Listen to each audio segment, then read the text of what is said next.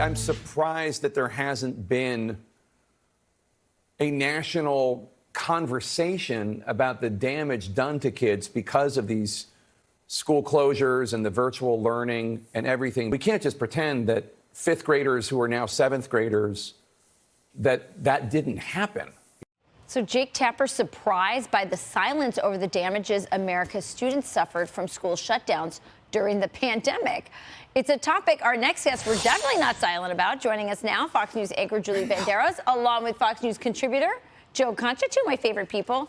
Julie, I mean, what bubble is he living in? Like, first of all, what? Yes, Jake, welcome to the conversation, because we've been having the conversation for 2 years. Thank you. And the reason why he does not realize that this national conversation has been ongoing is because Republicans have been saying this since they closed the schools in the first place. But this country and the Democrats were more concerned about vaccine mandates and covering our kids' faces. Do you not remember how much we talked about the detriment, not only to these children's education, but also just sociologically, psychologically, the fact that children couldn't see our mouths move? I mean, it's all we talked about for 2 years. They were banning smiles. That's what they were doing. They were busy doing that. And also, there's an elitism about this, Joe. I mean, if your kids were in a private private school, or if you were lucky enough to be in a Catholic school or able to transfer your kids to a Catholic school, you didn't experience this. Why don't we see studies on the difference between that?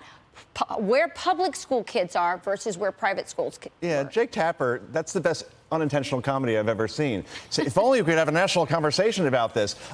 I believe Jake Tapper has a national platform. It's called a network show in prime time on CNN.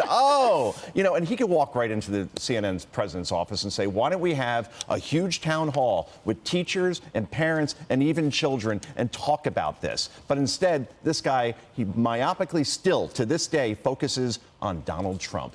And Donald Trump's been out of power for 21 months now. Look, the studies show that this has been so devastating. But on a personal level, we both have kids. I saw it. My kid went to the YMCA where I live, right? That's not controlled by the state. He was in pre-K.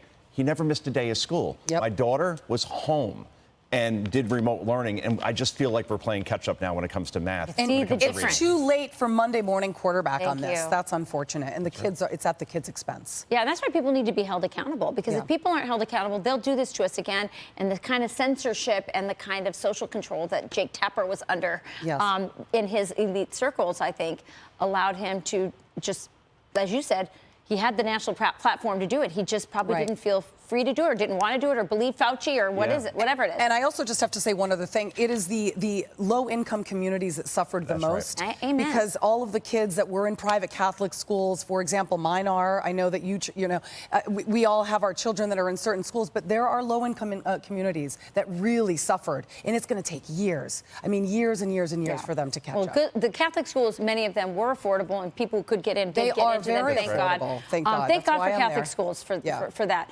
The answer, of course, is attach the money to the child.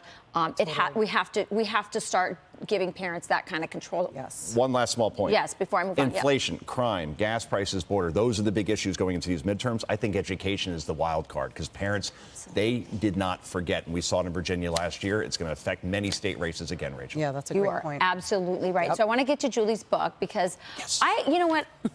I love you as a friend. Yes, but I love that you are putting good books out into the universe, because if you go to Barnes & Noble, if you go to Amazon, they're pushing all this woke baby stuff, woke books on kids, and I think it's great that what you're doing. So tell us about your book. Okay, so I partnered with Brave Books, as you know, and you've read the book.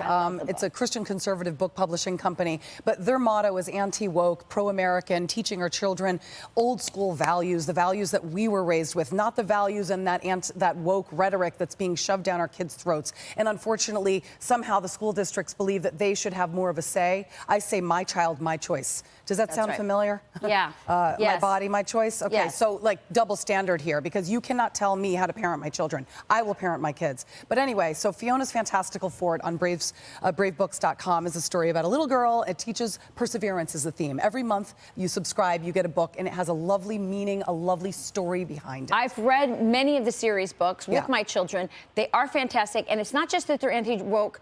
They're pro-family. There's dads, Joe, who actually are present and strong, reinforcing figures inside of the book. They're telling me I have to go. I want to sit. I'm going to give you one last word on Julie's book. Quick. Why do I get the feeling Julie runs her household?